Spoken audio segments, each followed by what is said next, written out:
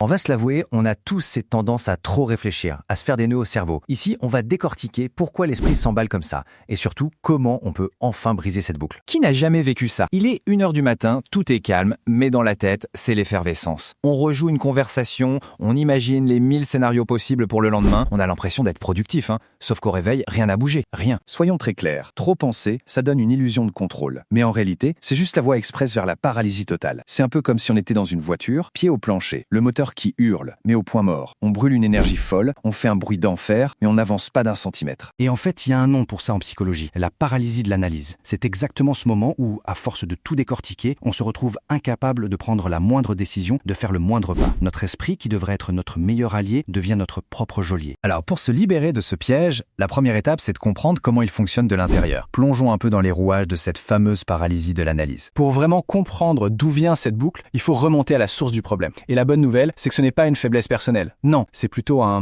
bug de notre système, une sorte d'alarme défectueuse dans notre cerveau. Il faut se rappeler que notre cerveau, c'est une machine très ancienne. Son logiciel de base a été programmé il y a des milliers d'années pour un seul objectif, la survie. Pas le calme, pas la sérénité. À l'époque, entendre un bruit dans un buisson et paniquer, c'était une bien meilleure stratégie que de rester zen et de finir en casse-croûte. Le souci, c'est que ce vieux logiciel tourne encore en boucle aujourd'hui. Sauf que les menaces, elles, ont radicalement changé. Le tigre dans le buisson, c'est devenu un texto qu'on n'a pas encore lu. L'attaque d'un prédateur, c'est devenu un entretien d'embauche. Mais pour le cerveau, l'alarme qui se déclenche est exactement la même. Danger. L'analogie parfaite pour ça, c'est celle du détecteur de fumée. Imaginez un détecteur dans la cuisine qui se met à hurler à chaque fois qu'on fait griller une tartine. L'alarme est bien réelle, le son est insupportable, mais le danger, il est complètement inexistant. C'est exactement ce qui se passe dans notre tête. Ok, maintenant qu'on a bien compris le pourquoi, passons au comment. Comment on s'en sort? Et là, attention, le changement de perspective est total. Ce n'est pas la réflexion qui amène la clarté, c'est l'action. On a tous ce réflexe, non? Quand on réfléchit trop, on se dit qu'il faut réfléchir encore plus fort pour trouver la solution. Eh bien, c'est tout l'inverse. Les neurosciences le montrent. Quand on rumine, on n'active pas les zones logiques du cerveau,